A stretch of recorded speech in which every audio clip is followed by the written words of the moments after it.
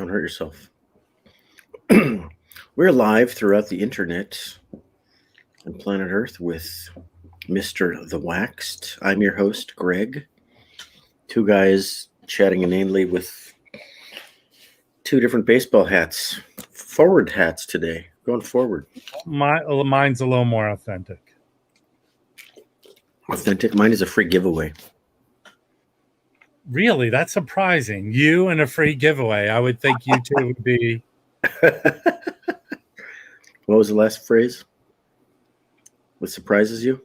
I like the style of humor where I don't finish it. I let the people finish it. The joke writes itself. This has the name of an insurance company on the back, and if you're one of the first 40,000 fans, you would get a free Dodger blue hat.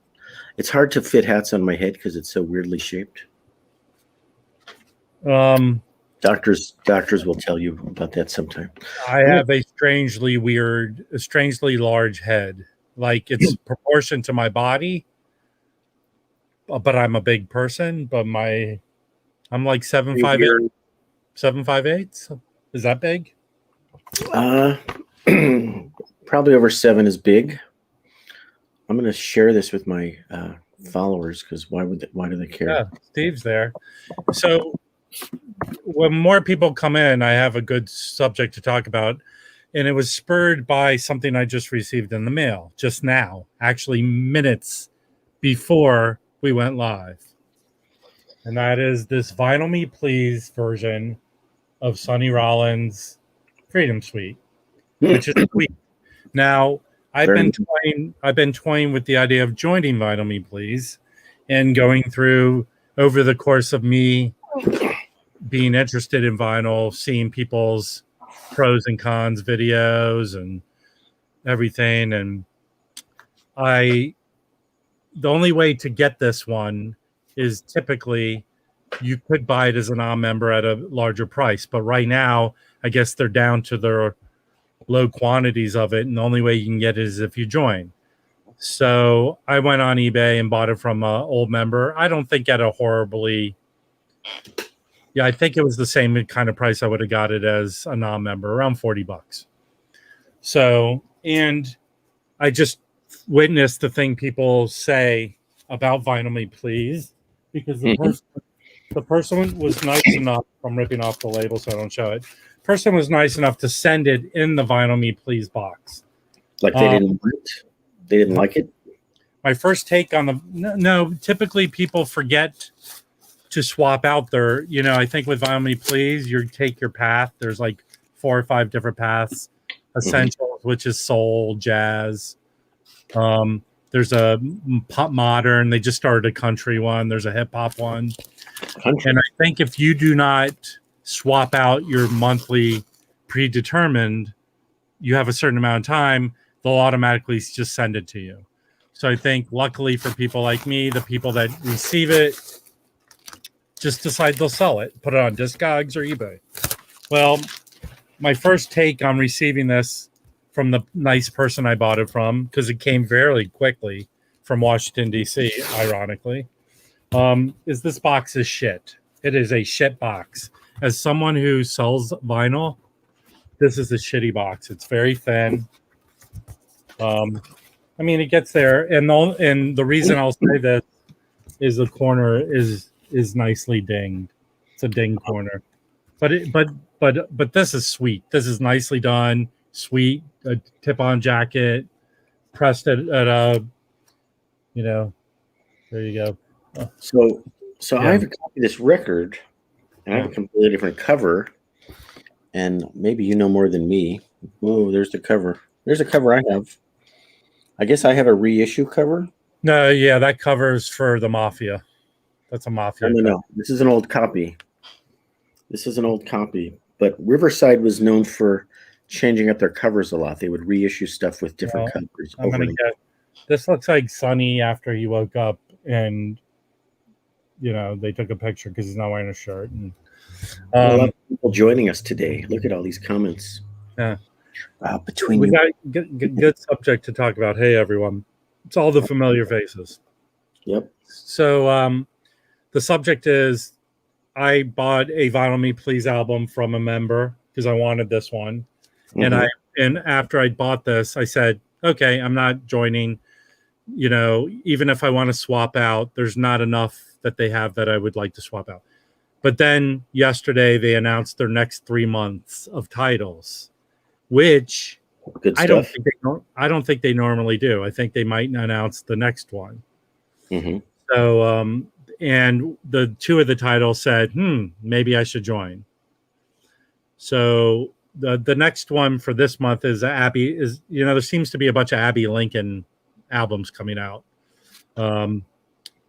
Kraft just reissued one in the style of those Chet Bakers, but I'm not really at the point of buying a lot of vocal jazz albums.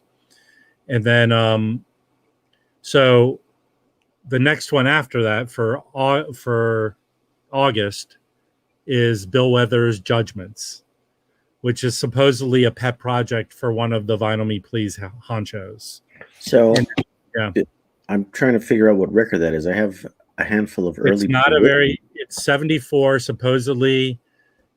I think he left the record company after this album, and his wife left him, and it was a bad period for him. It didn't have any hits, but people call it an underrated album. Well, I don't think any of his albums are bad, because he kind of stopped. He stopped very early in his career. Like he didn't put out a lot of albums. Well, his career started late in life. He made his first. He was in the military. Yeah, and the label he was on, was it called Sussex or Essex? I get those two confused. They went out of business because the IRS came and padlocked their door because they hadn't been paying their taxes. So his recordings and his masters got caught up in that nightmare for a few years. There's a documentary about Bill I watched a year ago. Yeah, I know. Probably the last maybe 15, 20 years of his life, he really didn't record. There's a Jimmy Buffett album that he sang background on one song, I think. That's Jimmy Buffett. Yeah. I don't know. I would have to look up. I'm going off the top of my head. They were really close friends. I don't know if Bill Weathers had Parkinson's. I knew he couldn't stand for long periods of time. Parkinson's? I didn't hear that. I don't know if it's true. I do know he did make a bunch of appearances. There is a recorded thing on YouTube where he's sitting on a stool singing with, I think, Jimmy Buffett and someone else. I knew he was a stutterer. Well, that doesn't affect your ability to stand. And like Mel Tillis sang like a dreamboat. And, singing was therapy that kept him from stuttering. I mean, so it's called Judgments, and that comes out in August. The other album that intrigues me is a Lee Morgan album that he recorded in '62 and put out on Jazzland called Lee Morgan Quintet 12. Here, I'm looking up. Is it? I'm still going with the. I'm trying to make this look multimedia for you, because look how. You're doing a good job. I think this is a great topic to talk about because I think it will elicit a lot of good feedback. Because I have another record club story to talk about, to add to this. Okay, so the Lee Morgan album is called 12 Out, which he recorded for Jazzland. And 12 Out? I think it's called 12 Out. Let me just pull up. Because the only place to stream it online other than YouTube is Take 12. Take 12. It's called Take 12. 12 Out. So... And a lot of people love this album. It obviously wasn't for Blue Note, but it was around the same period of time. And I think the last time it came out, maybe in 20 years, is a CD. So these two titles have really said, maybe I'll sign up for the 3 months of it.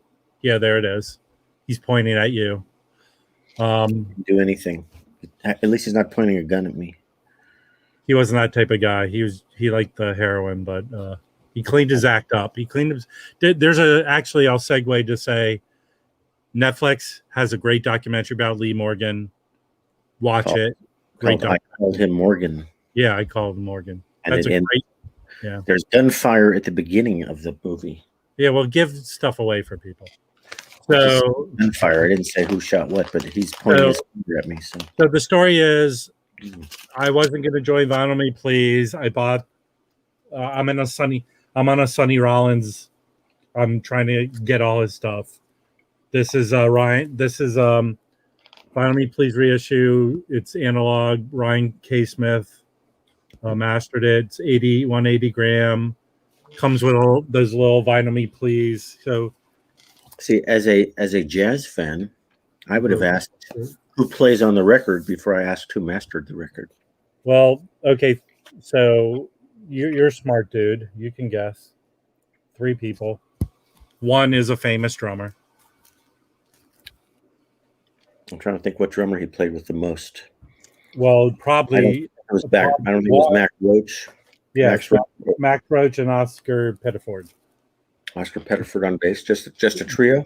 Just a trio, and it's a famous. His one side is the Freedom Suite. It was his, entree into a statement about the state of being black in America.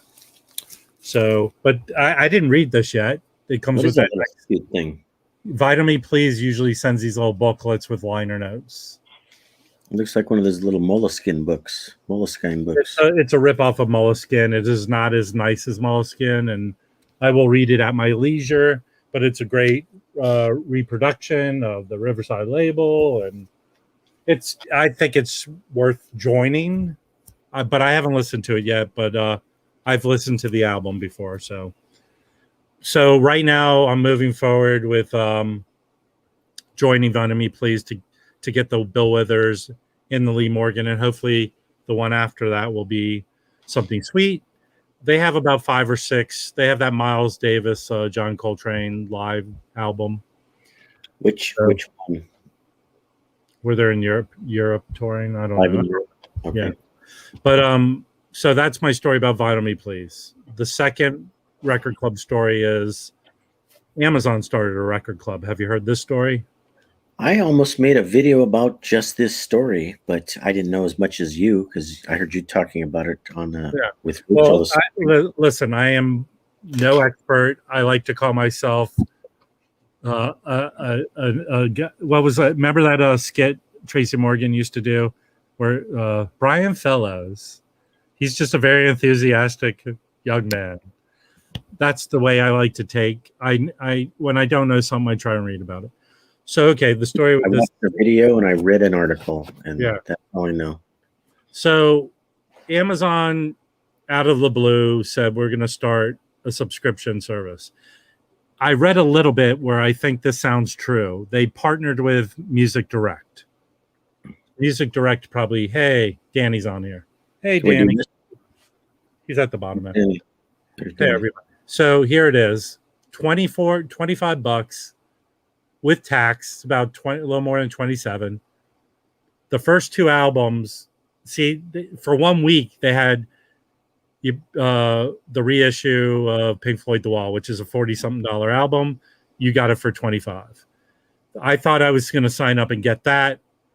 The album I got, the second album, so it isn't like people get. They say it's curated. It is not curated. There's an extra palette with a bunch of albums on it.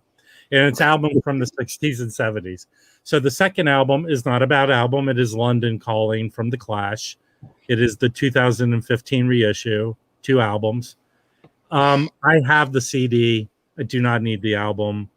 I'm trying just to buy mostly jazz with vinyl. But so they say you get it in the mail, just send it back to us. We'll reimburse you. No, as long as it's not opened. But I looked in my orders. The only way I knew that I was getting it, I just went and looked at my orders and it said, you're getting shipped London Calling. And I hit cancel. So I canceled it. So this seems like a very manageable thing. If you're trying to build a vinyl collection, you have the option of returning it and Amazon doesn't build till they send you something. So I was never billed for it. I just hit cancel. And it's worth being part of. You could cancel yourself out of it at any time. So let's compare and contrast real quick. Yeah. Vinyl Me is more expensive. but you're getting specific, mostly reissue. Their albums and their slate are remastered, Exclusives, so to speak. exclusives, colored, with all these special liner notes. The jazz, I would go the essentials, the jazz path. I do have the Miles Davis Sorcerer Vinyl Me Please that I bought from a record store, sealed. And it's on pink vinyl, but it sounds awesome. So my experience with the two albums, I haven't listened to this Sonny Rollins yet. I'll show it again. And I go, tastes good too. Vinyl. No one has a record club about tasting vinyl yet. But I watch a lot of the guys who open baseball cards, and sometimes they'll take the gum and chew it up. You watch the baseball card videos too? You're into baseball cards? Do you know the Jabs family? Do you watch that guy? I've watched him grow from like nothing. I don't pay attention to baseball cards. My son has thousands of baseball cards. Well, let's not change the subject. But if you want to watch people to learn that about you, that you're into baseball cards. It's very satisfying to watch people open baseball cards. Unboxing. You can unbox anything and people will watch it. So is trying to not offend us. All right. So, okay. It's not for everybody. So on the Vinyl Me Please take, it is a premium service. You are playing for quality. And other than their shitty boxes, because I've heard lots of stories. The Mazzy has a famous one to get in the Dead box set, and the case came damaged, which they ended up replacing for him and gave him a discount. Yeah. I heard the story. Yeah, as someone who sells albums, this is pitiful poor. This is a shitty box. Shitty box. I got 20 boxes in my garage from the stuff I bought in the last year. All better than that box. I know. And what's that show on one of the cable networks? We'll come to your house. You're like a hoarder. Yeah. I've been accused of being a hoarder. If you saw how many piles of vinyl there were in this room, I'm just going to count them. 1, 2, 3, 4, 5, 6, 7, 8. There's 10. You know how you stack records on the floor up against the wall? There's at least 10 of those in this room. How deep? Oh, most of them are only 15 to 20. There's one over there that's maybe 40. Okay, now we go to the next step, and this is Greg's 5 layers of hell. Oh God. So the next layer down is how many in each pile are quality albums?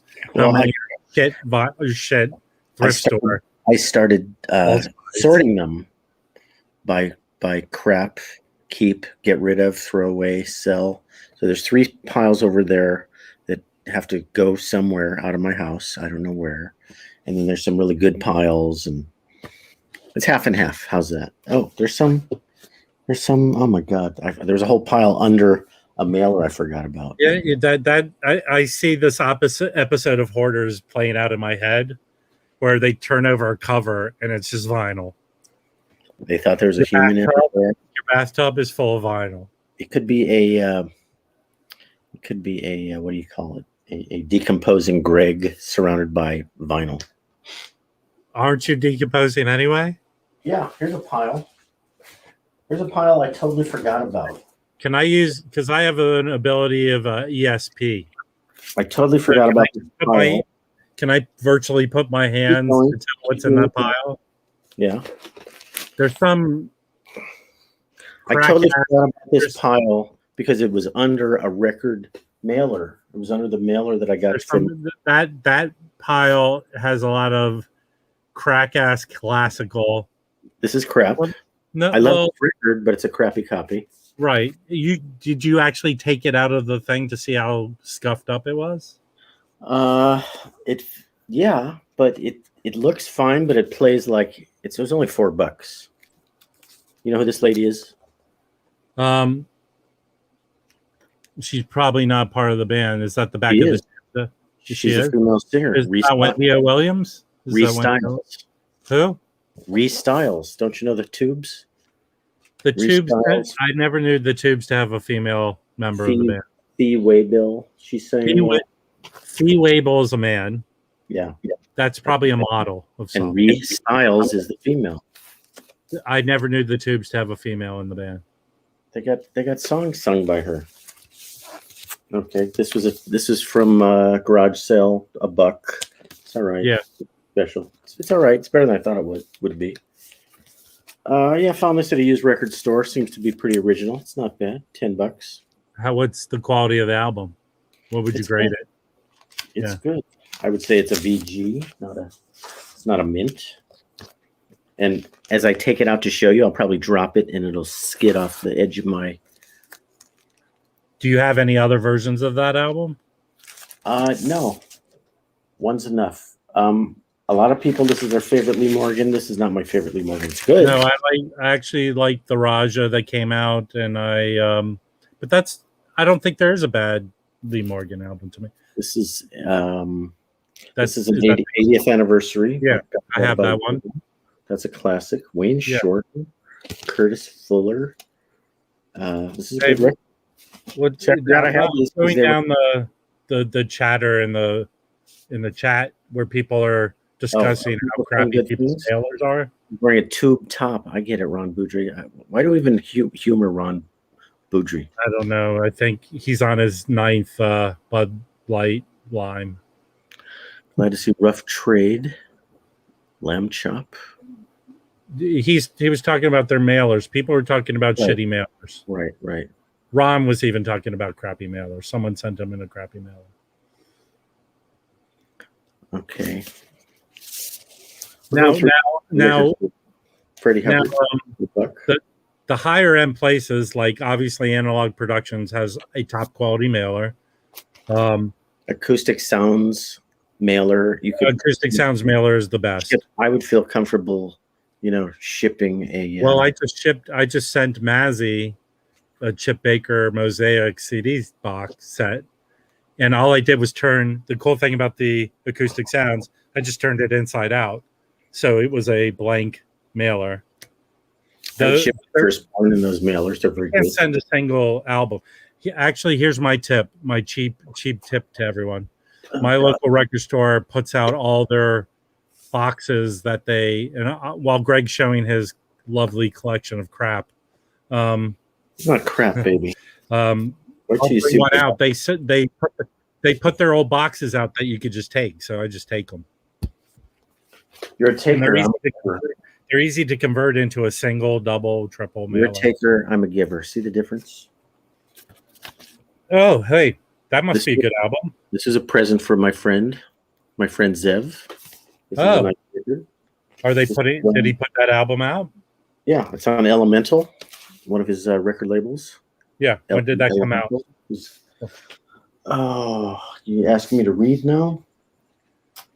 Let's see. Manufactured by blah blah. Manufactured by blah blah. 2019 is the reissue. 1970 is the original. So there you go. Who else plays on here? Anybody I know? Earl Hooker plays on here. See, where'd you go? I hear you. My guest left. Earl Hooker is like his cousin, and he also plays on here. He's a cool guitar player. I have an Earl Hooker record from a thrift store. Brilliant. So these are the boxes my record store puts out, and you can easily convert them into a single mailer, which I do.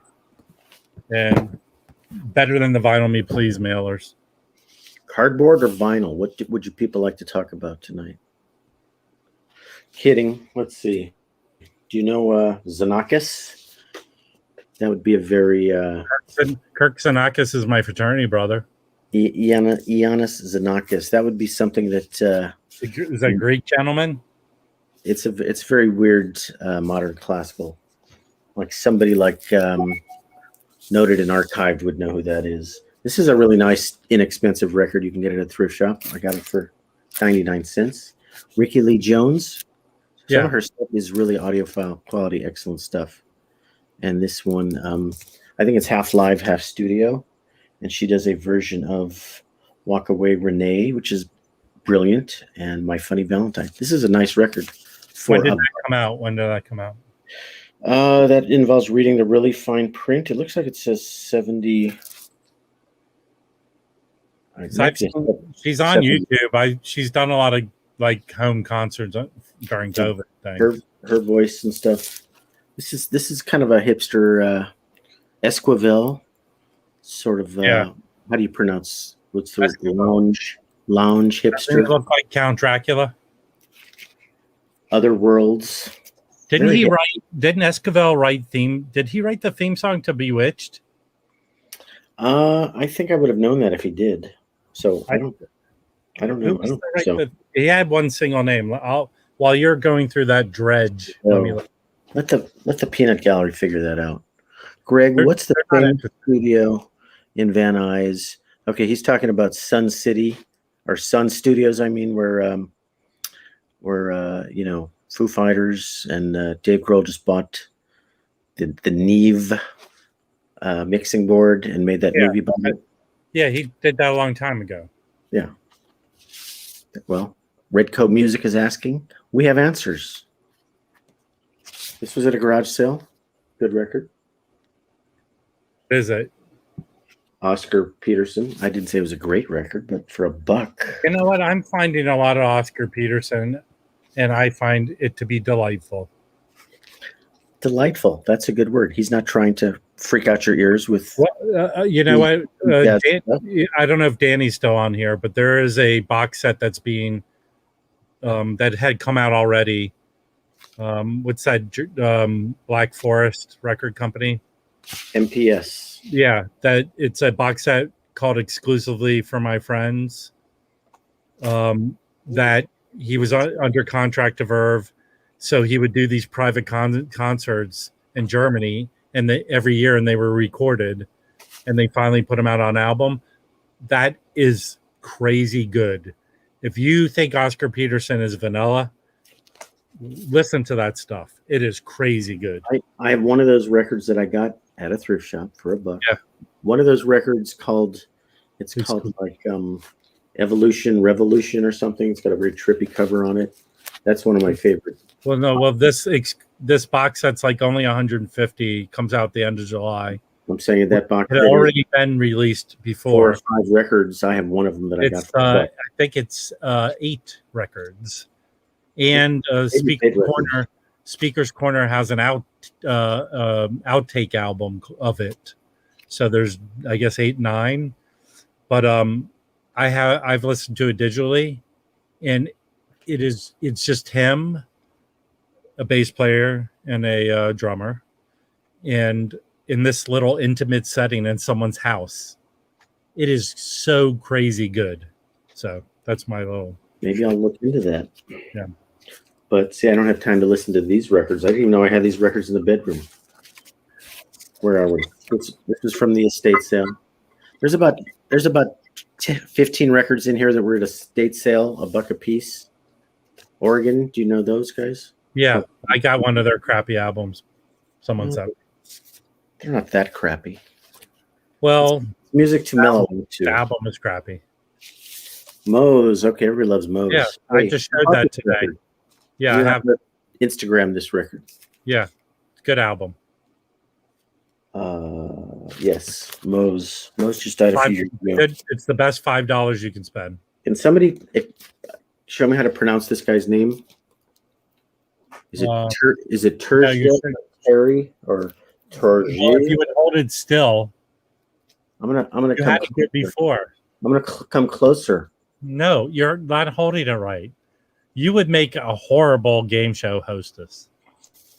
Vanna White. Turgi Rapel. This is a guy that everybody knows. He's like ECM. Probably is he Oslo or something? Can I ask a question? Yeah. Have you listened to it? Yeah. I got 2 or 3 of his records. What would never know how to pronounce his name. He's very well respected European fusiony, jazzy, ambient sort of. I just don't know how to pronounce his name. Good friends, fucking friends. Okay, that is an awesome album. That's like a lost album they put out last year. It's a good album. It's under $20. Zev, my friend Zev. put this out. Yeah, it's good album. That's why I have it here. Yes, This record nobody knows about. Nels Cline, you know who that is? he's a bass player, right? Never played bass. He's not a bass player. No, this is on Blue Note. This is a new record on Blue Note. What does he do? Nels Cline is a really cool fusion-y guitar player, very much in the style of what's his name from Sonic Youth. What's that guy's name? Thurston Moore. Yeah, he's done collaborations with him. He's been the lead guitar player for Wilco for like 15 years. Nels Cline, the tall, skinny guy in Wilco. That's him. All right, stop shaking it. I've met him 3 times. And he still doesn't remember you. I hope not, because I probably insulted him the first time. Okay. How much would you pay for Miles' Fillets de Kilimanjaro? Well, that version that probably has so many scratches on it, probably not much. 49 cents. Yeah. What is the quality of the vinyl? 1987. Yeah, I understand. If you bought this for 50 cents, would you buy it? If the vinyl was playable, maybe. It's playable, but it ain't perfect. Back in 87, people were dumping their vinyl like it was some sort of garbage. Is that when you picked it up? Because is that when you bought it? Yeah, I left the original sticker on 1987.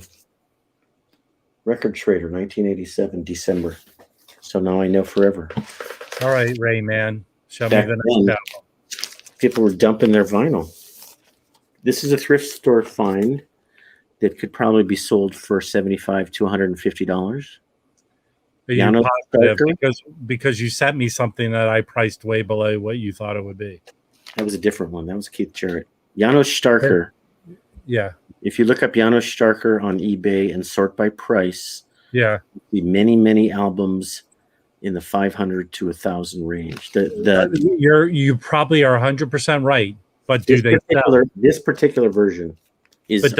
But does it sell for that price? Yeah, this one does. Yeah, his stuff is rare. He's What beloved. So why not sell it and not let it sit in a stack on your floor? I didn't know that stack was there because it was covered with cardboard. This is a rediscovery process. There had to be a time when you bought it that you knew it was that well worth. And I bought that pile, and then I filled up that pile, and I forgot about that pile. So thanks to you. Is this good content? I know I'm an amazing person, but the fact that you had to know much, is that one of the reissues that it currently just came out? Reissue came out. Yeah, they're all very good. They're like $20. 2021. All those Black Jazz records. And if you look carefully, Gene Russell, Ovation, Calvin. Okay, sorry. This guy's still alive, I think. Is it upside down? A bunch of those guys are still alive. No. Those albums were like late 60s, early 70s, right? That was mid 70s. Yeah. Thurston Moore. Yeah, I just couldn't remember Thurston Moore. I want to show the free boxes you get from the record store. Cardboard vinyl. All you do is you can kind of fold these parts in half to make a one mailer. Then I cut this piece off here, turn it into one album mailer. Do you ever take those express boxes from the post office and cut them and turn them into something else? Well, I'm not. Technically, you're not allowed to use them to mail because you turn them inside out, and it still says property of the U.S. I got in big trouble for doing that once. That's why I didn't know. I thought it was just free cardboard. Yes, it's your tax dollars. No tax dollars. I was giving it to them to mail. They're still making money off the mailing. What's the difference if it's like this or this? Or your logic does not hold water. Go back to your crappy albums. Show us. Why the would fact that you're leaving an $100 and something album on the floor? Where should I put it? There's no you room. Should sell it and take that money and buy good records and not crappy records. Janos Starker is brilliant. I think he doesn't have nice things to say about you. Your buddy, well, he was sort of a Nazi, and I'm a little bit Semitic. Mr. Michael, audiophile 45 RPM in Germany. Yeah. He has the Janos Starker 3-disc box set, Bach, BACH, cello suites. That's like $300 new. He showed that on his channel. Did you see that? Yeah. It's on Acoustic Sounds right now, probably. Steve Grossman played sax with Miles Davis. Yeah. Trippy, spiritual, weird, funky. Where'd you get that one from? 70s jazz. My record store down the street. I support my local record store, even though they're jerks down there. I still pay full price for this. When you come out to the valley, we'll go over there, and you'll see how rude they are. Why would I want to go to a place that thinks you're? Do they think you're a jerk? I've been going there 25 years. They don't know me from Adam. They don't know my name. They don't know what I like. They could care less. I'm just a guy with a checkbook. They don't care about me. Why do you still buy things with a check? No, I'm being artistic license, if you don't mind. This came from Nick Rudo. This is Brian Ferry. Was that one? Did he just VCLT it to you? That was my prize winning. I said, give me whatever you want. Oh. So he did. And this one is actually better. Nina Simone remixes. Yeah. Look at the quality of this cover. It's a 2-record set. It's one of the nicest covers I've ever seen. Yeah, well, I don't buy albums for the covers. How does it sound? I just want to feel the cover. Can't I just feel the cover for a while? Then you'll be a creepy dude. This is another black People jazz. say that's the best black jazz album. It was the first one I bought, and I owned it for a month before I read it carefully. And oh yeah, reissue produced by Zed Felton. Yeah, but isn't that wasn't the Karn guy the cat who created black jazz? I don't know. But that guy, that's him and his wife.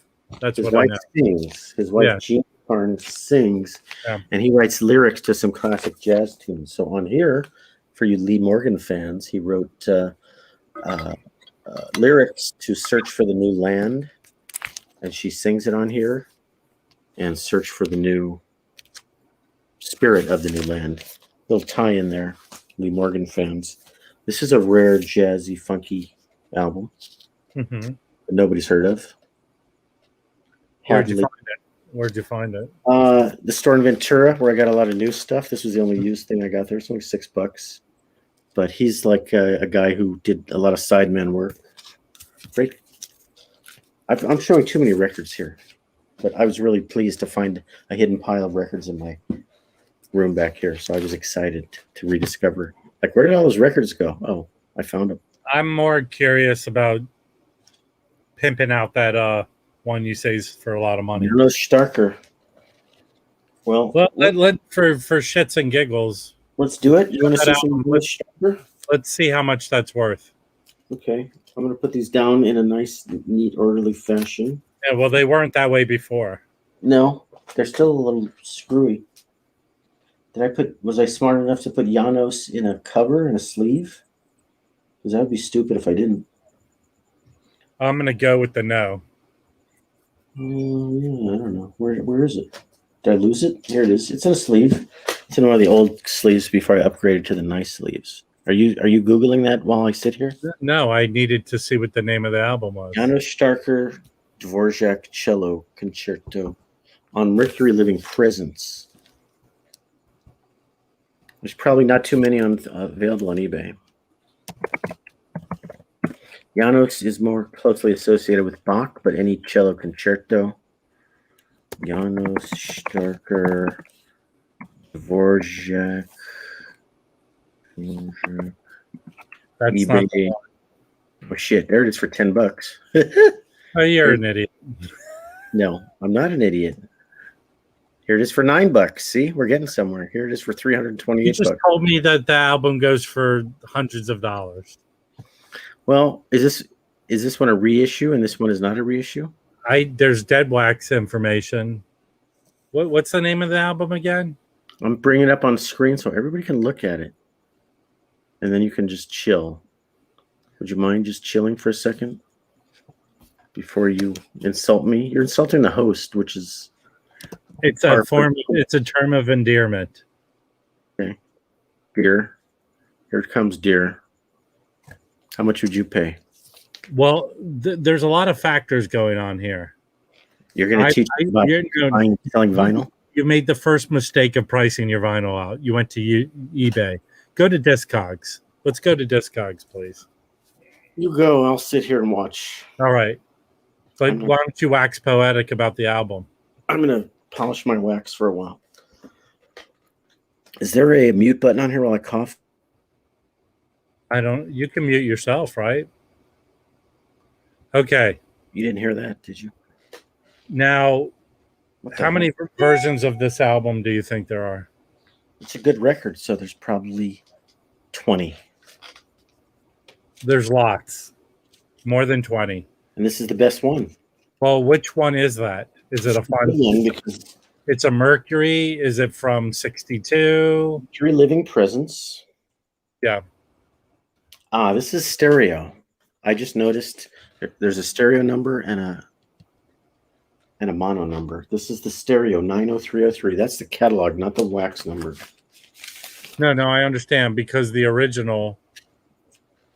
This is original old label. So original is stereo from 1962, and there's one for sale for almost $500. Okay. But this person's unrealistic because the most it's ever sold for is 250, and I will tell you when that happened. But this is saying this is the original version, the U.S. version. The last time it sold was last year in November. It was a very good plus copy. It sold for $180. Well, this is a VG plus copy. Okay. But do we need to read the dead wax to know for sure? I mean, that's the only way you know which one it is because there's 90303. Easily 50 versions of this. Well, there's the dead wax. I think we're boring people with this. I think this is an education. What do they want us to do? our repertoire is very small. They want us to make fun of Mason, and Mason, I don't even know him. I don't know who he is, but I know. Yeah, but people like to make fun of him. This is not in Mason's wheelhouse, and I don't even think he's in the stream. He's not. So why I'm bother? answering the question. Right. So this could be original. We don't know. We do know if what the dead wax says. If it's not original, I keep it and enjoy it because I like this kind of music. Yeah, no, I'm not doubting that. What I'm trying to say is this: for just pricing it out. Mm-hmm. Here seems more or less. What can I see the cover just one more time? It's the very shiny. Okay. Actually, I found the version of that because of that hype sticker. Yeah. The version of that, I will post the link in the chat. Not a sticker. Well, I'm gonna post you in the private chat if you can bring this up, because the image is exactly the same. It is not. Where do I get a private chat on this deal? Well, there's two choices: comments and private chat. I just sent you the private chat. Oh, I see. So click on it because the cover. They also people piss me off. Huh? This piss me off. No, I don't think this is a horrible price for this. I know you didn't spend that much to buy it. It was at the thrift shop. Did I tell you it was a thrift shop? 3 for sale for $79. Right. This seems like this is most likely the one you have. Okay. It sold for $200 once, and the median price is $79. Right. So I'm going to the history of it selling. Mm-hmm. A very good copy of it sold for $6. A VG Plus sold for $75 last year in November. But also a VG Plus version sold for $43. So we're in the period of vinyl inflation, just like the tulip craze of Holland. So anything last year's price, you double it or triple it today, probably. For an album you probably bought for less than $3. Exactly. It is well worth over $50, I will say. So that's a good profit. That is a good profit. I've been blessed by the wax god has anointed me. I've anointed you. Let's step back for a second. I have praised you without you to make your ears burn because you were nowhere around. So I do default to your intelligence when it comes to this stuff. Where it seems that you're a little lacking is your eyes are bigger than your stomach. I buy a lot of crap, then I don't listen to it, and then I think throw it it's an away. endearing thing. That's why I jest you about it. And you yeah. know, my son has been telling me about this for the last couple of years. I come home from the Goodwill with this big pile of stuff, and he's like, "Why don't you buy one good record instead of 10 shitty records?" Your son's a genius. Like this one. This is a great record for $5, but it's in terrible shape. If this Right. was- I have the reissue. But okay, so let's say that is a good one for $5. but it's not in I good enough bought the shape. reissue from Target for part of the buy two get one free. So I got it for $19. So But see, I was on vacation up in the what do you call it, central coast of California, and you spend an hour in a store. You can't come away empty-handed. You're like, hey, Ossifer, the knife Yeah, slipped 7 that's- times. who slipped? The knife slipped out of my hand 7 times, Ossifer. My point is, when you go to go shopping, you got to come home with something, right? No, I often come home with nothing because I often come home with nothing. Yeah, it wasn't worth 80% of my Goodwill runs are empty-handed. I told you the good story where I went to that Savers place. Yeah. They had Crosby, Stills, Nash, Deja Vu. The cover was immaculate. They had Jethro Tull, Aqualung. They had a copy of Asia, Steely Dan Asia. They had a bunch of Jethro Tull, but the albums were all scuffed up. And they were $5 a piece. It wasn't worth it, so I left them there for someone else to cause problems for someone else. I saw the entire Steely Dan catalog at the Goodwill down here not too long ago. How were the quality of the albums? They were okay. Why didn't you buy them? I already had all of them. Let some other kid have them. I don't have to have everything. You're spreading every single record in the world. Spreading the love. I don't mind giving love. I was in that same Goodwill and came across an Abbey Road. Yeah. Kid next to me was saying, "Do you have anything good?" And I handed that to him. I said, "You would like this record." He hadn't heard of it. I hope he bought it. I don't know if he did. He was, a kid. And that was an original pressing of Abbey Road. I don't know what the hell it was. It was probably a hobo copy. Well, you could have pulled the vinyl out when you had it in your hands. Here's the $100,000 question. Why has no one reissued a Hot Gill? Out of the Hot, or is it called, or whatever? Into the Hot. So it's Out of the Cool and Into the Hot. They bookend each other. First he did Out of the Cool, and then he did Into the Hot. And we were talking about that record last night on my channel, I think, when I interviewed that guy from New York, Brofman, the sax player, because he was talking about it, I think. Wasn't that him? I don't know if Danny's repeating something that he might have watched your video last night. I doubt he watched it, but if he did, great. So there's a big shot sax player on that record. Who was it? Was it Yusef Lateef or Sonny Rollins or somebody? I'm looking it up. Gil Evans. Who put out the album? Is it a Verve title or an Impulse title? Into the Hot. Let's look it up and we'll find out, because Into the Hot. Oh, Cecil Taylor. That's who played on it. Yeah, because we were talking about that last night, because the sort of free jazz people. I'm going to pull that up on the screen if I can figure out how to do this. I did come across the Gil Evans Hendrix album at Amoeba, but it was digital. I've seen that for like $40 or something. It was a digital version for like 10. And I have it on CD. So Into the Hot, 1961. Impulse. Cecil Taylor. Cecil Taylor is a big sort of free jazz guy. John Carisi, I don't really know. Cecil Taylor. Ted Curson, I know. 1961, 41 minutes. It's Impulse A9, so good question, Sonic. That means it's the 9th record that came out on the Impulse label in its infancy. And All Music said it was disappointingly forgettable. No, that's not what Yeah, that all music. I go and read the reviews from it, and they're just seem very not in line with the music. They gave it a 3-star, and Downbeat gave it a 4.5 star. Yeah, I don't want to sidetrack, but there was a very good story on NPR today about the new Charles Mingus reissue of the concert at Carnegie Hall.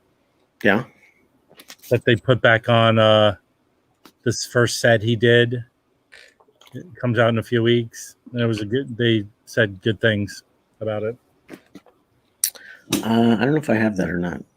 You have it though. No, it's coming out. I didn't buy it. No, I don't think I'm gonna get. The one I do have is the last concert I found at a thrift store, a sealed 2 CD set. Do you let me? I can go get it. I could get up and walk over and get it. You're allowed to go get it if you really have to. I don't have to. You could tell me what to do. Just the CD though. Well, it's still got a cover, and you can look at it. Okay. I guess I'll allow it. I want to hear about this Mingus thing. Mingus at Carnegie Hall.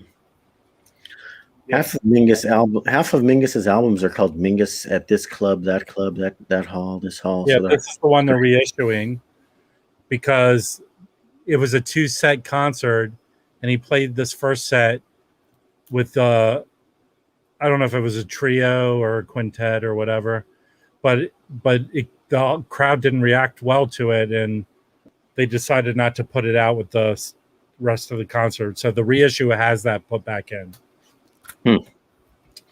Well, here's why I'm interested in it, because who plays sax on it? Rashawn Kirk. You know him? Well, you talk about his son, right? No, Rashawn Roland Kirk plays on the record. Okay. This is I think from 74, right? There it is. It says 74. Do you know Kirk? I've heard of Kirk. I don't know. Kirk is a black sax. I'm sorry. Blind. He's a blind sax player who played up to 5 instruments at once. Multiple instruments, multiple orifices, including his nose. So there he is with 5 or 6 instruments. Really trippy, interesting guy. Is he still around? No, he died. He had 2 strokes and died. I got a few of his albums, 1935 to 1977. Really interesting. I got a few of his records, but can I show my CD? Let's go back to you. I'll change the page layout. We're going into Mingus now. Mingus, the sealed CD at the thrift store for $2. The last concert. And what year was the last concert? 77? Well, yeah, but guess who's on here with it? Eric Dolphy, Clifford Jordan, Jackie Yard, Danny Richmond.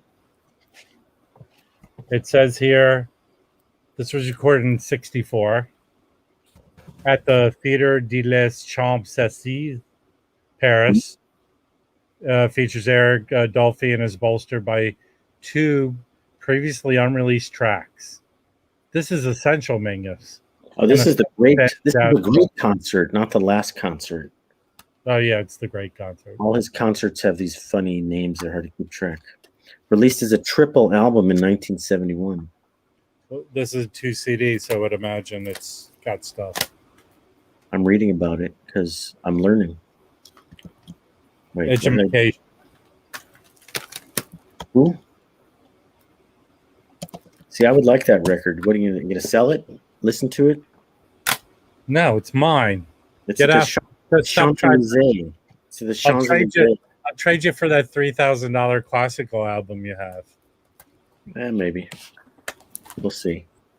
One of your 8 copies of Led Zeppelin 2. 4. Each copy is worse than the other one. I'm just reading about this record. But I know a guy reading is great content for the internet, so maybe I shouldn't just sit here and read. Well, you know what you just did? You spurred Danny to pull out his copy of the Mingus at Carnegie Hall and go listen to it. I think that's what he's going to do. He's going to melt his own face with his system. I should whip out the saxophone and entertain you guys. Don't whip out anything, please. Hey, there's a CD I've been desperately trying to price. It looks like it was put out by a famous poet. Oh shit! A poet. There's a Mingus CD with a poet. Is that the one you're talking about? No, this is this lady, Civ Sendering. Did I see this the other day? Did you show this already? I've never shown it before. Is this the one that may be for sale on eBay? Yeah, it is on sale because I don't know what it's worth. And it was listed at 70 something. Yeah, it's 100. I listed $100 or best offer. And I hit There's the watch no one selling it. I can't even find that the album exists. I think it was produced. I hit the watch button because I wanted to learn your craft of how you sell these records. Yeah. And you quickly sent me a 10% off offer. It's already set up. I don't quickly do anything. Do you know this one? The machine did that for you? Yeah. I Do you know this one? Yeah, Vienna Masters. Those were only $2 when they were new. So how much did you get it for $2 at the Goodwill? Yeah, it was sealed. Yeah. But which one is it? Mozart or Strauss? Which Strauss? Oh, marches and waltzes. That's what we call light. That's the equivalent of smooth jazz, and for classical people, Vanilla jazz. It's light classical. That label is a budget label, so they're not well known. They're not well known. It's digital. In the height of the CD craze, yeah, those things were in like big buckets at Fry's and stuff.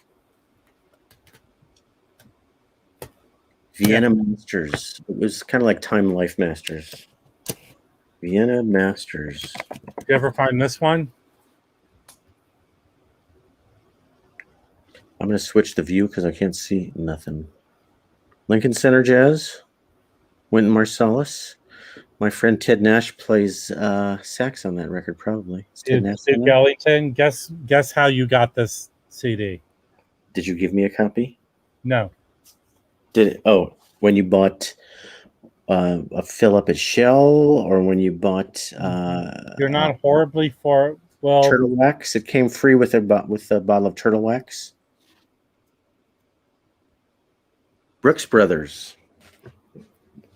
I want my tie and my jazz CD. Well, my Brooks Brothers shirts are from the Goodwill. Does my friend Ted Nash play on that? I think there are no credits on the back except the songs. I have them doing the Ellington Suite. Ted Nash played sax at my high school here, but we're 10 years apart. And he's been nominated for a couple of Grammys. I can keep name dropping until you guys get sick of it. The Pills label. Is that another one of those cheapo ones? Valentini? Valentini, would you like to come on the show with us here? Because he's the man who knows everything about everything. And I mean that in a good way. I'm going to open this up to the Peanut Gallery, which is very dangerous. I normally don't do it. Yeah. I don't know if I want to see a boner. Michael Valentini was commenting on my live stream last night of the great saxophone player Alan Brofman, and Valentini knew more about him than I did. Was the guy gushing or whatever you do when someone flatters you? He was kvelling. Kvelling. That's a word. He doesn't want to come on stage. No one wants to join us. It's guilt by association. I have to go through hours of hair and makeup just to get this face going, and I can't even show my hair. But we'll have Michael on sometime because I was quite impressed with. Oh, Michael Valentini said he had spent hours talking one-on-one with Sun Ra. Sun Ra. Sun Ra. When did that guy pass away? Excuse my thing. A student's trying to text me. Well, now. Well, I'm pretty sure Michael talked to him when he was still alive. And I would like to hear those stories. So Sun Ra was probably in the 70s. Upper 80s. When did he die? Maybe later. 1993. 1914. I need a good album of his to get into because I know it takes a strong constitution to listen to him. And I'm going to admit that I don't have any of his stuff. And I've sat at the record store and going, I don't know which one to get. Right. There's some classic old ones that I like, but his stuff, it's the way they were acquired taste, right? Well, it's in the camp of free and or spiritual jazz, which I like. But he has so many records, I don't know where to begin. So maybe Michael will tell me. And his records are either really expensive or they're these cheesy European fake re-releases. I think there's some good re-releases. Apparently there's been some reissues coming out lately that people said are good quality. There are some, but they're not like major labels. Yeah. Here we go. More Michael. Then he's going to get into the story. His friend Jack books the orchestra. So that's Sun Ra. He didn't have an orchestra. He came down to Earth in a giant space ark. Yeah, so I know that. It's called the orchestra. Him and his followers wore tracksuits and drank some Kool-Aid, right? They wore cosmic, traditional Egyptian African garb. No, I know, very spiritual. Actually, I've heard some of his stuff from the 50s, which was more tame. Wasn't so intense. Mm-hmm. So, very interested. Yes, I didn't take him seriously at first until I listened to some of the music, and he's got some hardcore fans out there, and some of his early records go for a lot of money. I think he self-produced a lot of stuff, right? Well, I would say so. They're like very live recordings. I'm trying to get a good picture of Sun on the stage here. He looks like a Sun Ra. He gave Pharoah Sanders his name. Did you know that? No, I do not know that. Well, Pharaoh's name was Pharaoh. And, with the whole Egyptian thing, when he played with Sun Ra, he said, hey, we're going to call you Pharaoh instead of Farrell. You know, I'm quite interested in that new album that Pharoah Sanders plays on. I have that one. Good night, Danny. Have a good evening. I have the... Thank you. I hope you enjoyed it. Thank you, Danny. Been watching your channel lately, you and your Wilsons. I just got into you recently. Yeah. That's the equivalent of Greg gushing over you. Yeah, well. Anyway, Danny's a very pleasant person who seems to walk on the sunny side of the street. That's not the opposite side that me and you walk on. That is the opposite of me because I'm a dark, brooding, kvetchy person. Yeah. And I told my therapist that was a Jewish thing, and she laughed at me. Like, I said, no, I'm serious. This is our culture. This is our people. Well, yeah, I'm not as bad as you. And I'll tell you one thing. I think I ingratiated myself to Danny. It was because he didn't know me from a hole in the wall. But I went to his house, and he says his dog, who I believe is a rescue, to me it was a sweet dog. The dog just plopped down in my lap, and he was floored because he says that dog doesn't do that. So I told him me and dogs and kids somehow have a magical ability with both. Wow. I just resized my screen. Now I can see everything. I've been sitting here trying to squint. So the album Languidity, which I don't know. Is that a Sun Ra album, Michael?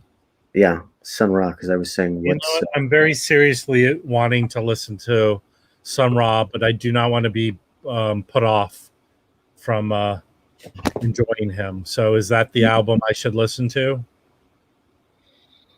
Michael's telling us. You know what I just started using is Apple Music. I'm quite impressed with it. Are you paying the big $10 a month? I have a family member who put me on their account. I was thinking of getting it. I started looking at Spotify well, a few weeks ago, and now I'm going to probably go with Apple too. not to this was a kind of a nice segue to Dan. I believe Danny did a video about Apple's new lossless or whatever they're calling it. Mm-hmm. I was listening to my phone going through my system, which I have a pretty above average system in my car. And I was hearing things that, I was very surprised by. I have Sirius in my car. I've streamed things through my car. This is the best sounding streaming I've had in my car. The Apple Music. Sounds very good. Yeah, I think I'll turn it on, and if it can show up on my screen. I don't know if this is the loss list, but when you open it, there is a section of that's.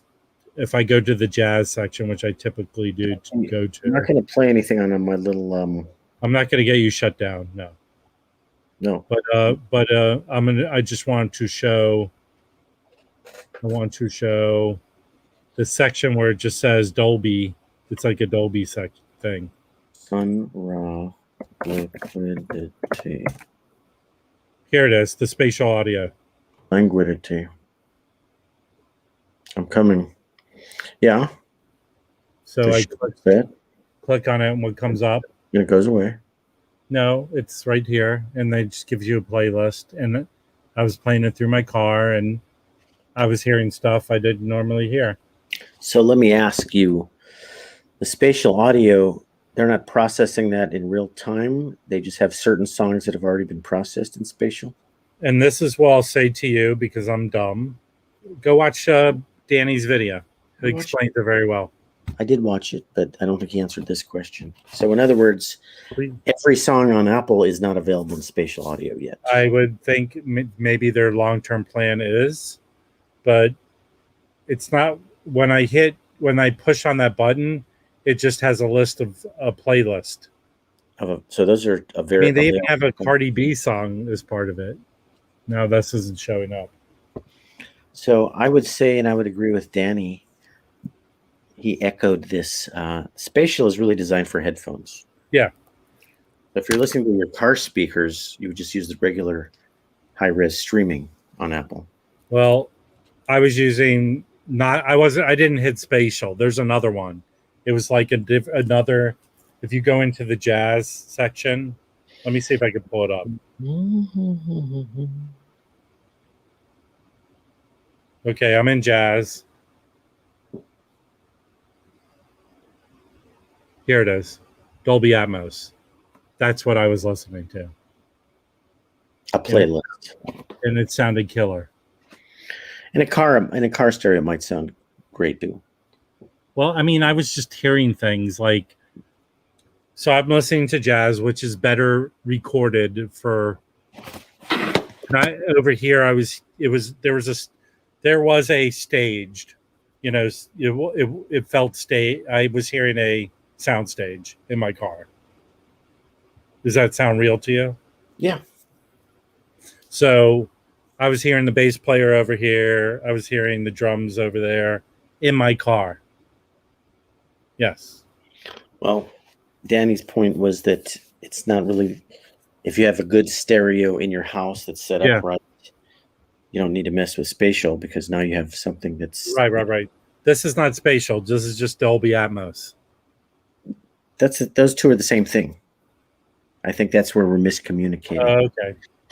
Dolby Atmos is the technology behind doing the spatial. What Apple is calling spatial, and it's really designed for headphones.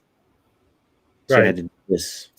But if you're listening on big speakers, they're already positioned in a way to give you a sound you're going to hear a spatialness. It's already spatially set up. Yes. Most records are designed to be played on big speakers, and when you do this, shiv them like this. It's faux surround sound. Yeah. So audiophiles, they bristle at anything that's post-processing, because Kevin Gray and Bob Ludwig, they made the decisions. We don't need some Dolby engineer coming in after the fact and tweaking our mixing decisions, but they were designing records for stereos, not for headphones. So when you throw it on headphones, okay, we're going to process it differently and give you What three. is Michael saying? So Michael says, Sun Ra, if you don't like that, give up. So he's saying that's the album. I don't You think should he said try. that. Did he say that? Well, first he said, start with this album. Yeah. And then he said, Sun Ra, if you don't like that, give up. Oh, I see. I didn't scroll down to see that. Yeah, you need to scroll down. I need to scroll down. I'll do my own scrolling. Thank you. Don't scroll over the scrolldom. Well, I'm looking up this record real quick here. The definitive edition is on Bandcamp. And oh my goodness, a 4 LP box set. How much is that going to kick? It's $50. Well, let me see if it's on Apple Music. there you Therefore, go. I don't have to spend any money. It should be on Apple Music. Now, do you ever listen to stuff on YouTube? All the time. Yeah, me too. If I'm in a record store and before I buy something, I'm doing this. I'm listening on YouTube. Can I tell you another thing to do? Typically, Tell me. if you go into Discogs, it's on Apple Music. And you know what's on Apple Music, my friend? Spatial audio. No. The definitive editions on Apple Music On the Sun Ra. of the Sun Ra. So I will listen to this as I go to sleep tonight because I play music while I sleep. I don't know if Sun Ra is sleeping music. Huh? I don't know if Sun Ra is good sleeping music. I put everything on because eventually it stops playing. He's going to take you into another dimension on an astral plane, and if you're not there to experience that in the alien encounter, you might miss the whole thing. You know, I was all prepared to take a melatonin to lay down and go to sleep and play some nice music, and now you're wishing me to be abducted. Probing? Right? Yeah, I'm probed. Why are they? See what doesn't make sense about that story is out of 6 billion Earthlings. Yeah. Why would they choose that drunken guy in a trailer park, or you? Why wouldn't they pick Kim Kardashian? You've experienced in a very short period of time the uniqueness of me. I'm one in a billion. The aliens could learn a lot from me. Well, yeah. But why didn't they choose you already? Why did they choose the guy in the trailer? You're posing a question that doesn't need to be posed. Yet on my channel I can pose whatever I want. No, you can pose all you want. I'm going to pose. In my mind, there's so many other things to be posed. There are. This is at the bottom of the posing. Yeah, like that stack of records you had. I only got halfway through them. Like, let's talk about cardboard for an hour. That's much more interesting. You can alien abductions. You can joke all you want, but a company that's got a thing going and they're sending you a record in this contraption that's a piece of crap. I agree. Shipping is important, and the cost of replacing damaged goods is nothing to be sneezed at. Micro hydroponic pneumatic. 630. Where could it be 630 now? I have no idea. I would guess that it's south. Is it down in Australia? I'm gonna guess it's Mike. Are you in New Zealand, Australia? It's 2:30 in Australia. A.M. P.M. P.M. So what time is it in England right now? They're usually like 9 or 10 hours ahead. In England. 9 or 10 hours ahead. It's not 5 a.m. And he's 6 a.m. So maybe another part of Europe, which is an hour difference. Netherlands, dude. France as the Netherlands, yeah. Amsterdam. Eindhoven, Utrecht. Hey, I I love the Netherlands. want to go to cafe and have some what do they call that stuff? Space cake. You have any space cake, Mike? Do you have any Geneva or stroopwafel? Space cake. Stroopwafel. I like to see Greg eat a whole piece of space cake. You would have to call the paranoia police after a whole space cake. See, he's been to Eindhoven. He's near Eindhoven. Eindhoven is the world headquarters of Philips. No space cake. And talking about Eindhoven now. No, he said no space cake. Yeah, okay, no space cake for me. For me or for the whole country? I think our whole country needs to eat space cake. Hey, by the way, to your Mohs, did I show you this? I don't know about my Mohs surgery. No, I think so. I found this at a thrift store, right? I think this was a self-produced CD he might have sold at his concerts because it feels very homemadey. Even this cover here. Late in life, like when he didn't have a recording contract anymore, type thing. Yeah. Do you have this? No. Where'd you get that? I've got the whole series. This was only $6 at Atomic Records. Do you know Word Jazz with Ken Nordine? I am new to this. You are teaching. Ken Nordine. I'm just a student. You're the teacher. Here I go. I'm teaching. Ken Nordine was really known as a TV and radio personality who had a big, beautiful voice like you'd have on voiceover. Yeah. But he created Word Jazz, which was a series of jazz records. And he's doing these sort of, they're not quite poems, they're vignettes, they're just spoken word things to a hip beatnik sort of beat jazz thing.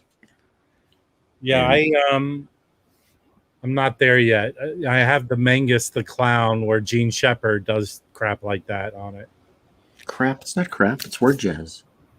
Well, I'm not into it yet. I am so naive in my ways with jazz. I haven't hit that spot yet. He just died at like 99 years old in the last, let's say, 2 years. Yeah.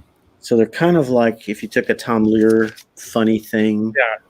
But instead of singing it folk song, you just sort of beat hip. Is it like jazz? Is it like Mike Myers and So I Married an Axe Murderer?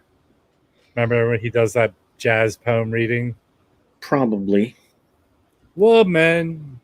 But he doesn't do any vocalizing that's singing. He's talking with a hip jazz background. It's like a 50s beat cafe. I am to me, for someone like me who's kind of new to it all, that kind of comes off as like a stereotype, you know? Well, it was kind of jokey, but he's a well-respected guy. It didn't come off as corny. It's all with a sense of humor, and his little stories, they all have punchlines. You know, it's like he's telling you a story, something's happening, and there's a funny punchline. Rim shot, cymbals. It's a very 50s kind of a. Listen to it on YouTube. You might not like it. It's fun. I used to think the way you're building it up into such an awesome thing, right? Well, again, the awesomeness of having something like Apple Music is I can get through 30 seconds of it and go, nay or yay. So here's a song. I used to think my right hand was uglier than my left. Okay, he's got a sense of humor. Did he say my right hand is hairier than my left? Uglier. Oh. Uglier. And he was just an interesting guy, and it was an interesting experiment. He did like 3 of his records. And you have all 3? I didn't buy them at the same time. First, I got the greatest hits, and then I found Volume 1. The first one was just Word Jazz, and then the second one was called Son of Word Jazz. So you have all 3? I don't know if there's 3 or 4. I have at least 3 of his records. And and I got him. Obviously, you have them organized, so you know where they all are, right? Organized. He died just weeks before his 100th birthday, unfortunately. Did he, or was it a mysterious circumstance? And yeah, the autopsy is still being disputed. He was on NPR, for God's sakes. He must be good. Ken Nordine created a style of audio storytelling he called word jazz. Well, yeah. He's got just a great voice. 1957. So anyway, you can read that. Maybe it's time to go to sleep. Ken Nordine recorded with the Grateful Dead. Yeah, I remember. I knew that and I forgot it. So thank you for reminding me. What, did he do some humorous readings with them? Probably. Let's look that up. Ken Nordine, Grateful Dead. He was approached by Jerry Garcia to be the anchor of their New Year's Eve radio broadcast from Oakland. Oh, that makes sense. Maybe that was more of an announcer type of a shtick. That makes sense. Mingus has another album with a poet that I used to want. The clown. He has Gene Shepard. Not that one. A different one. A more obscure one. I know the clown one. I have the clown one on CD. But I was in a record shop here in Burbank digging this Mingus music. I'm like, what is that? He brings it out. Yeah, it's my personal copy. It's not for sale. I really hate when stores do that. They do that to me a lot. Why bother selling stuff that you can't? Do you know what I mean? Yeah. Am I the only one that feels that way?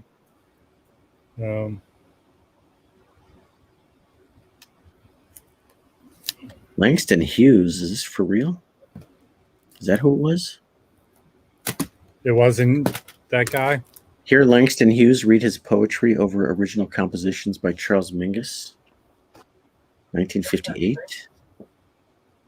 You know Langston Hughes by any chance? Huh? You know Langston Hughes? Yeah, I've heard of Langston Hughes. Davis Winchester can talk about Langston Hughes. He's Harlem Renaissance guy.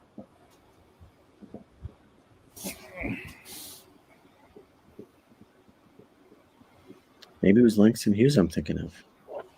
Well, yeah, I don't know how you could forget him because I've even heard of him. Well, when I first heard the record, I didn't know who Langston Hughes was. Now that I watch Davis Winchester, I know who Langston Hughes is. Okay, I think it's thank you for inviting me on. I really appreciate it. Thank you for making me invite you on anytime. There was no force. I didn't hold a gun to your head. I don't have one of your relatives locked in the cellar. Yes, that's the record. It's on the Bethlehem label, and it's a green cover, greenish. Michael Valenti, he knows the stuff. Valentini. That's a rare record. And I saw a copy on Discogs that I follow, but it was really beat up. Langston Ming. So let's look that up, guys, because this will be our last thing of the evening. No problem. I'm here for you. Langston Hughes, Bethlehem. Is it called Weary Blues? Jazz Workshop? Weary Blues. I want to see the green cover. That's not the cover. There it is. There it is. It's a very weird cover. Fuck. It's called... Shit. Don't move. I'll have it on the screen in a second. Just don't move, okay? Okay, here it comes. Are you ready? Yeah. Oh God, Ron Boutry, we're leaving soon, Ron. We're going to sleep. Ron's gonna come on. Should I let Ron on? Only for a few seconds. Forget it. We're about to get what? What? Are you leaving? That was the plan. Oh, okay. You can say hello to us for a few seconds. This This is the record I'm trying to get on screen here. This one right here, Charles Mingus, Langston Hughes, A Modern Jazz Symposium. That's a record that's kind of a grail. I think Wow. it's rare and hard to find. I've never seen it. eBay. Let's put in Mingus Jazz Symposium. There's a CD. Wow. There's a record store day copy that I didn't know about. Here's an original for $75, which is not that bad. And Do you here, have this one? I don't have any version of it. The Grail. Yeah, I only heard a few minutes of it.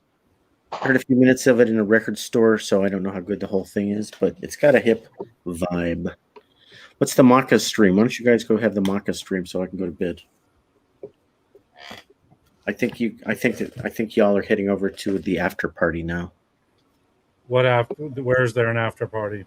AKG says we're gonna go to the Maca stream. Well, I had asked earlier if you were going to have any other guests on. I didn't get a reply, so I did go over to Macca's stream. He got a new turntable today, so I went over and congratulated him about that. And then I left, came back here. But you guys are taking off, so have a good evening, my friends. All right, thank you all. Thank you. All right, take it easy. Thank you, Waxed. Thank you, Michael Valentini. Yeah, I don't know where he gets the Constitution. He said he streamed for 9 hours the other day. I couldn't do that. My back is already killing me, I know. and I need some kind of. Hey, you do what I do. Get one of those yoga foam rollers. You crack your own back. I use those all the time. I need a Swedish massage. I need a Thai massage. I need the woman with the small feet to walk. That's All right, Thai. guys. Isn't that we- Thai? We have to end the stream.